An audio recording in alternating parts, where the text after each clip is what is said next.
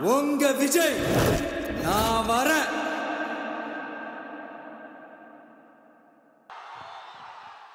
எல்லாருக்கும் வணக்கம்.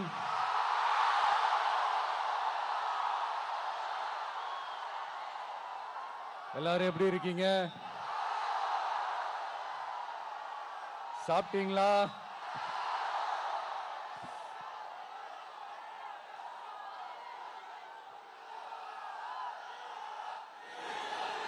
அண்ணா அவர்களுக்கு ஒரு வணக்கம், பெரியார் அவர்களுக்கு ஒரு வணக்கம். இப்ப நான் எந்த மண்ணில் நின்னுட்டு இருக்கிறேன் தெரியுமா? ஆண்டவர் அன்போட நெல்லுக்கடை மாரியம்மன் அன்னை வேளாங்கண்ணி ஆசியோட கடல் தாய் மடியில் இருக்கிற என் மனசுக்கு ரொம்ப நெருக்கமான நாகப்பட்டினம் மண்ணில் இருந்து நின்று பேசிட்டு இருக்கிறேன். என் நெஞ்சில் குடியிருக்கும்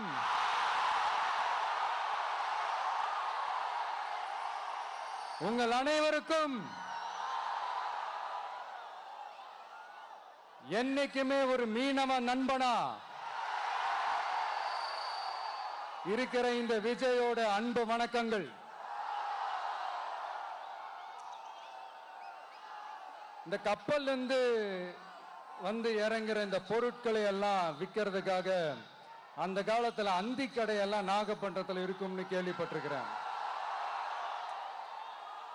மீன் பிடிக்கிற தொழில், மற்ற தொழில்கள், இந்த விவசாயம், எந்த பக்கம் திரும்பினாலும் எப்படி பார்த்தாலும் உழைக்கிற மக்கள் இருக்கிற ஊர் தான் நம்ம நாகப்பட்டினம் ஊர். மத வேறுபாடே இல்லாத, அனைவருக்கும் பிடித்து போன, மத சார்பின்மைக்கு எடுத்துக்காட்டாக வாழ்ற உங்கள் அனைவருக்கும் மீண்டும் என்னுடைய சிரம் தாழ்ந்த ஸ்பெஷல் வணக்கங்கள். இந்த தமிழ்நாட்டில் இந்த மீன் ஏற்றுமதியில 2வது இடத்துல இருக்கிறது நம்ம நாகப்பட்டினம் ஹார்பர் தான்.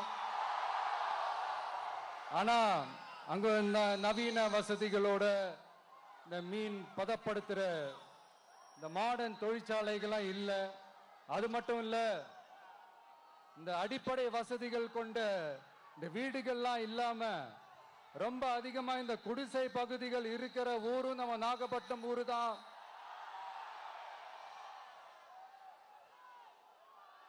இந்த முன்னேற்றத்திற்கெல்லாம் எங்கள் ஆட்சிதான் சாட்சி. அப்படி இப்படின்ட்டு இந்த அடுக்குமொழியில பேசி பேசி அது நம்ம கேட்டு கேட்டு காதுல இருந்து ரத்தம் வந்ததான் மிச்சம். இவங்க ஆண்டது பத்தாதா? இப்படி தவிக்கிறாங்களே நம்ம மக்கள், அது பத்தாதா?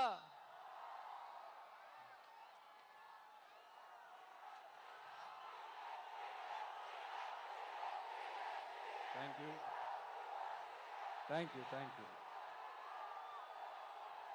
இந்த இலங்கை கடற்படையால நம்ம மீனவர்கள் தாக்கப்படுறதையும்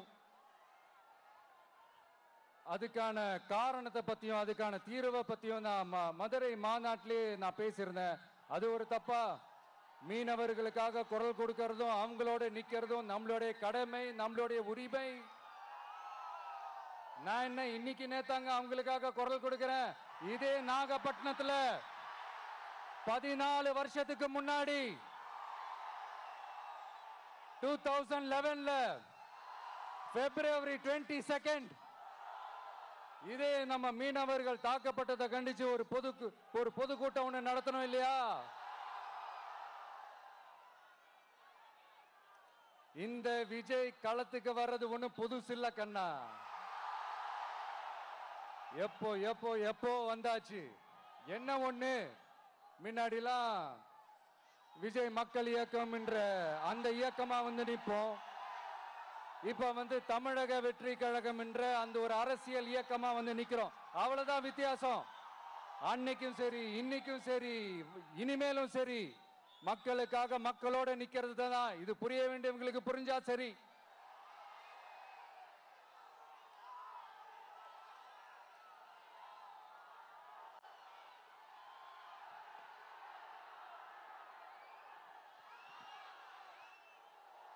மீனவர்களுக்காக குரல் கொடுக்கிற இதே சமயத்தில் நம்ம தொப்புள் கொடி உறவுகளான ஈழத் தமிழர்கள்,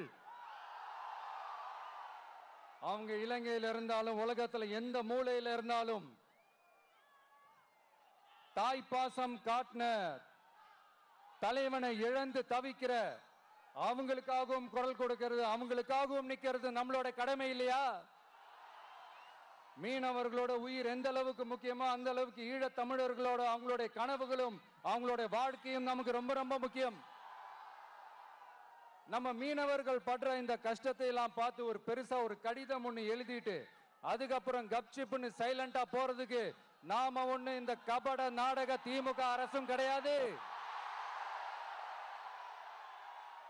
மத்த மீனவர்கள்னா இந்திய மீனவர்கள், நம்ம மீனவர்கள்னா தமிழக மீனவர்கள். இப்படி பிரிச்சு பார்த்து பேசுறதுக்கு நாம ஒண்ணு பாசிச பாஜக அரசும் கிடையாது. நிரந்தரமான தீர்வு, நிரந்தரமான ஒரு இந்த ப்ராப்ளத்தை சால்வ் பண்றதுதான் நம்மளுடைய ஒரு முக்கியமான ஒரு அஜெண்டாவே. சரி, இப்ப நம்ம நாகப்பட்டினம் ஏரியாவுக்கு வருவோம்.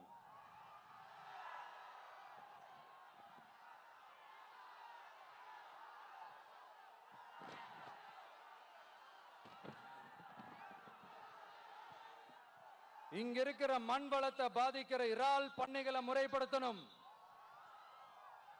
அப்பதான் மீனவர்களோட வாழ்வாதாரமும் விவசாயிகளோட வாழ்க்கையும் பாதிக்காம இருக்கும். கடலோர கிராமங்கள மீன் அரிப்புல இருந்து பாதுகாக்கிற அலையாத்தி காடுகளை அழிக்கிறத பத்தி தடுத்து நிறுத்தி அதுக்கு ஒரு வழி பண்ண வேண்டிய அரசாங்கத்துக்கு இதை விட ஒரு முக்கியமான ஒரு வேலை ஒண்ணு இருக்கு. அது என்ன தெரியுமா? சொந்த குடும்பத்தோட வளர்ச்சியும் சொந்த குடும்பத்தோட சுயநலமும் தான் அந்த முக்கியமான வேலை. இங்க இருக்கிற மக்களுக்கு குடிக்க தண்ணி இல்லாம தவிக்கிறாங்க. அதுக்கு தீர்வா காவிரி தண்ணியை கொண்டு வரலாம், மக்களோட தாகத்தை தீர்க்க. கொண்டு வந்தாங்களா? இவ்வளவு பாரம்பரிய கடல் சார்ந்த ஊர்ல ஒரு கவர்மெண்ட் மெரைன் காலேஜ் ஒன்னு கொண்டு வரலாம். கொண்டு வந்தாங்களா? மீன் சம்பந்தமான எந்த தொழிற்சாலையும் அமைக்கல. அமைச்சாங்களா? அட்லீஸ்ட் நிறைய பேருக்கு வேலை வாய்ப்பு கிடைக்கிற மாதிரி தொழில் வளர்த்தியாவது பெருக்கலாம். அதையாவது செஞ்சாங்களா? ஆனா ஒவ்வொரு டைமும் வெளிநாட்டுக்கு டூர் போயிட்டு வர்றப்பெல்லாம் அத்தனை கோடி முதலீடு, இத்தனை கோடி முதலீடுன்னு சிஎம் அவர்கள் சிரிச்சுக்கிட்டே சொல்லுவாரு. சிஎம் சார், மனசை தொட்டு சொல்லுங்க, வெளிநாட்டு முதலீடா இல்ல வெளிநாட்டுல முதலீடா? ஒட்டுமொத்த தமிழ்நாட்டுக்கும் முதலீடா இல்ல உங்க குடும்பத்தோட முதலீடு வெளிநாட்டுக்கு போகுதா? வேளாங்கண்ணி, நாகூர், கோடியக்கரைன்னு இங்க இருக்கிற டூரிஸ்ட் பிளேஸ் எல்லாம் கொஞ்சம் நல்லா டெவலப் பண்ணலாம். பண்ண என்ன குறைஞ்சா போயிடுவீங்க? வேதாரண்யம் பகுதியில் உப்பு ஏற்றுமதி செய்யறதுக்கு வசதியை செஞ்சு கொடுக்கலாம். செஞ்சாங்களா? நாகூர் ஆண்டவர் அரசு மருத்துவமனையில பிரசவம் பார்க்கிற டாக்டரே இல்லையா? நாகப்பட்டினம் புது பஸ் ஸ்டாண்டையாவது சுத்தமா சுகாதாரமா வச்சுக்கிறாங்களா? நாகப்பட்டினம் ரயில்வே ஸ்டேஷன் வேலைகளை சீக்கிரமா முடிச்சு வைக்கலாம். அதையாவது செஞ்சாங்களா? இங்க ஏற்கனவே இருந்த ஸ்டீல் ரோலிங் மில்லையும் ரயில் பெட்டி தயாரிக்கிற தொழிற்சாலை மூடிட்டாங்க. அத மறுபடியும் திறந்தா நிறைய பேருக்கு வேலை வாய்ப்புகள் கிடைக்கும். ஏன் அதை பத்தி யோசிக்கல? மேலக்கோட்டை வாசல் NH மேம்பாலம் கட்டி 50 வருஷம் ஆச்சு. அது சரியா மேம்படுத்தலாம். அதை செஞ்சாங்களா? Thanjavur to Nagapattinam NH road வேலை பல வருஷமா நடக்குது. இன்னும் முடிச்ச பாடே காணும். அதை வேகப்படுத்தி முடிச்சிருக்கலாம். அதையாவது செஞ்சாங்களா? ரொம்ப முக்கியமா நெல்லு மூட்டையெல்லாம் மழை காலத்துல வெள்ளத்துல நனைஞ்சு நம்ம விவசாயிங்க எவ்வளவு வேதனைப்படுறாங்க. அதுக்கு சரியான ஒரு குடவுன் கட்டி தரலாம். அதையாவது கட்டி தந்தாங்களா? எலெக்ஷனுக்கு முன்னாடி திமுக காரங்க வந்து செய்வோம் செய்வோம் செய்வோம் செய்வோம்னு சொன்னாங்களே, செஞ்சாங்களா? இதெல்லாம் எதுவுமே செய்யாம எல்லாத்தையும் செஞ்ச மாதிரியே அதையும் பெரியமையா வேற சொல்லுவாங்க இவங்க. நான் வந்து போன வாரம் திருச்சிக்கும் அரியலூர் மாவட்டத்துக்கும் போய் நம்ம மக்களை சந்திக்க போயிருந்தேன். அப்போ பெரம்பலூரும் போக வேண்டியது. அங்க சில ரூல்ஸ் அண்ட் ரெகுலேஷன்ஸ், ஒரு கட்டத்துக்கு அப்புறம் இந்த பஸ்ஸே மூவ் ஆகல. அதுக்கப்புறம் அதை தாண்டி ஒரு டைமுக்கு மேல பேசுறது, சரி அதெல்லாம் விடுங்க. இந்த நேரத்தில் பெரம்பலூர் பகுதி மக்களுக்கு நான் மன்னிப்பு கேட்டுக்கிறேன். சீக்கிரமாவே உங்களை தேடி நான் வருவேன் ஃபார் ஷுவர். நம்ம வந்து இந்த டூர் பிளான், இந்த ஷெட்யூல் போட்டதுக்கு அப்புறம் அது என்னப்பா சனிக்கிழமை சனிக்கிழமை சனிக்கிழமை அப்படின்னு ஒன்று ஸ்டார்ட் ஆச்சு. அது ஒன்றும் இல்லை, உங்க எல்லாரையும் வந்து பார்க்கும்போது உங்களுக்கு எந்த விதமான டிஸ்டர்பன்ஸும் இருந்துடக்கூடாது. முக்கியமா உங்களோட வேலைகளுக்கு எந்த விதமான டிஸ்டர்பன்ஸும் இருந்துடக்கூடாது அப்படின்ற ஒரே காரணத்துக்காக தான் இப்படி வீக்கெண்டா பார்த்து இப்படி இந்த பிளானை ஷெட்யூல் பண்ணோம். லீவு நாட்கள்ல, ஓய்வு நாட்கள்ல வரணும்ன்றதான் அந்த எண்ணமே. அது மட்டும் இல்ல, அரசியல்ல சில பேருக்கு நம்ம ஓய்வும் கொடுக்கணும் இல்லையா? அதனாலதான் இந்த ஓய்வு நாட்களா பார்த்து இப்படி செலக்ட் பண்ணோம். சரி, இப்போ நம்ம மக்களை சந்திக்கிறதுக்கு, நம்ம சொந்தங்களை சந்திக்கிறதுக்கு எத்தனை கட்டுப்பாடுங்க. அந்த இடத்துல பர்மிஷன் இல்லை, இந்த இடத்துல பர்மிஷன் இல்லை. ஆனா அதுக்கான காரணங்கள்லாம் நீங்க கேட்டீங்கன்னா சொத்தையான காரணமா இருக்கும். அங்க பேசக்கூடாது, இங்க பேசக்கூடாது, 5 நிமிஷம் தான் பேசணும், 10 நிமிஷம் தான் பேசணும். நான் பேசுறதே 3 நிமிஷம் தான். அதுலயும் அது பேசக்கூடாது, இதை பேசக்கூடாதுன்னு சொன்னா அப்புறம் நான் எதை தான் பேசுறது? அரியலூர்ல போனப்போ நான் கரெக்டா அந்த ஊருக்கு போறதுக்கு முன்னாடி ஒரு அந்த ஏரியாலேயே அந்த பவர் கட்டு. அப்புறம் நான் திருச்சிக்கு போய் நான் பேச ஆரம்பிச்சதுக்கு அப்புறம் அந்த ஸ்பீக்கருக்கு போற அந்த வயரு கட்டு. இல்ல, நான் தெரியாம தான் கேட்கிறேன் சிஎம் சார். ஃபார் எக்ஸாம்பிள், இப்போ ஒரு RSS தலைவர் இங்க வராருன்னு வச்சுக்கோங்க, இல்ல நம்ம பிரதமர் மோடிஜி அவர்களோ இல்ல உள்துறை அமைச்சரோ இங்க வராருன்னு வச்சுக்கோங்க. இந்த மாதிரி கண்டிஷன்ஸ்லாம் போடுவீங்க, இந்த மாதிரி பவர் கட் பண்ணுவீங்க, இந்த மாதிரி வயர் கட் பண்ணுவீங்க. கொஞ்சம் கட் பண்ணி தான் பாருங்களேன். முடியாதுல, பேஸ்மெண்ட் அதிரும்ல. நீங்க தான் மறைமுக உறவுக்காரர்களாச்சே. இதாவது பரவாயில்லைங்க. இதை தாண்டி ஒரு ரூல் ஒண்ணு போட்டாங்க, பஸ்ஸுக்குள்ளேயே இருக்கணுமா, பஸ்ஸை விட்டு வெளியில வரக்கூடாதான், கையை இவ்வளவுதான் தூக்கணுமா, இப்படியே வரணுமா, மக்களை பார்த்து சிரிக்காத, மக்களை பார்த்து கையசைக்காத, இப்படி எல்லாம். ஐயோ ஐயோ, நானும் என்னவோ ஏதோ நினைச்சேங்க. செம்ம காமெடியா இருக்குங்க. I am just enjoying like anything. நேரடியாவே கேட்கிறேன், சிஎம் சார் மிரட்டி பாக்குறீங்களா? அதுக்கு இந்த விஜய் ஆள் இல்ல சார், அதுக்கு நாம ஆள் இல்ல சார். என்ன செஞ்சிருவீங்க? மேக்சிமம் கொள்கைய சும்மா பேருக்கு மட்டும் வச்சுக்கிட்டு குடும்பத்தை வச்சு கொள்ளையடிக்கிற உங்களுக்கே இவ்வளவு இருந்தா, சொந்தமா உழைச்சி சம்பாதிச்ச எனக்கு எவ்வளவு இருக்கும்?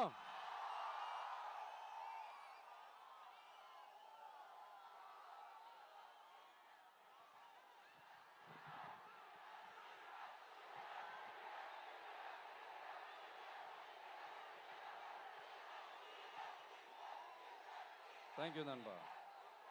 என்ன நாங்க பெருசா கேட்டுவிட்டோம்? மக்கள் வந்து நிம்மதியா ஃப்ரீயா நின்று பார்க்கறதுக்கு ஒரு இடம், அதை நாங்க தேர்வு செஞ்சு அதுக்கு பர்மிஷன் கேட்கிறோம். ஆனா நீங்க என்ன பண்றீங்க? அந்த இடத்தையெல்லாம் விட்டுட்டு நெருக்கடியோட, மக்கள் நெருக்கடியோட எங்கெல்லாம் நிப்பாங்களோ அந்த இடமா பார்த்து செலக்ட் பண்ணி தெரியுங்க. உங்க எண்ணம் தான் என்ன சார்? நான் அவங்கள பார்க்க கூடாது, அவங்களோட பேசக்கூடாது, அவங்க குறைகளை கேட்க கூடாது, அவங்களுக்காக குரல் கொடுக்க கூடாது, என்னதான் சார் உங்க எண்ணம்? சரிங்க சார், ஒரு அரசியல் தலைவன் அப்படின்றதெல்லாம் மறந்துருங்க. ஒரு சாதாரண ஒரு தமிழ்நாட்டு மண்ணோட ஒரு மகனா, ஒரு நம்ம தமிழ் மக்களுடைய ஒரு சொந்தக்காரனா, என் மக்களை, என் குடும்பத்தை, என் சொந்தங்களை நான் பார்க்க போனா என்ன பண்ணுவீங்க? அப்பவும் தடை போடுவீங்களா? வேணாம் சார். இந்த அடுக்குமுறை, இந்த அராஜக அரசியல்லாம் வேணாம் சார். நாம ஒண்ணு இங்க தனியால் இல்லைங்க சார். மாபெரும் மக்கள் சக்தியோட பிரதிநிதிங்க சார். மாபெரும் பெண்கள் சக்தியோட சகோதரன் சார். மாபெரும் இளைஞர் இயக்கமா இருக்கிறோம் சார். மறுபடியும் சொல்றேன், 2026ல ரெண்டு பேருக்கு நடுவுல தான் போட்டியே. ஒண்ணு இன்னொன்னு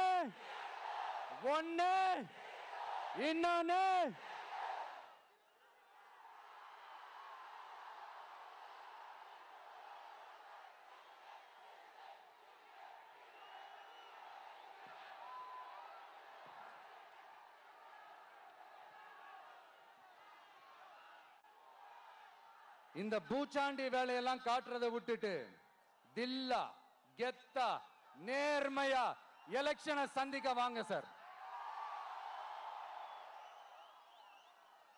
பார்த்துடலாம் சார்.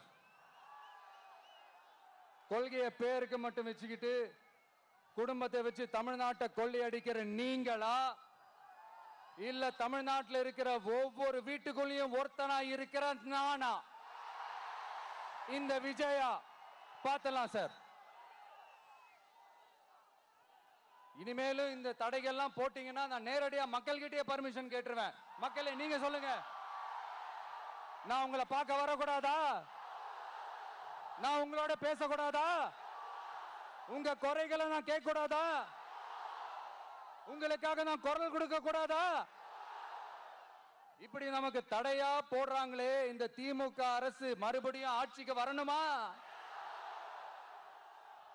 உங்க நல்லதுக்காக நம்ம உங்க டிவிக்கு ஆட்சி அமையணுமா?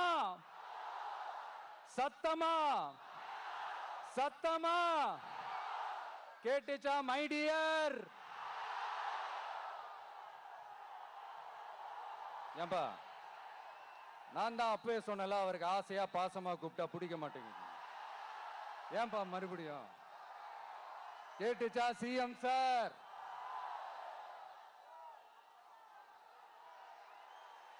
இந்த போர் முழக்கம் உங்களை ஒரு நிமிஷம் கூட தூங்க விடாது, துரத்திக்கிட்டே வரும்.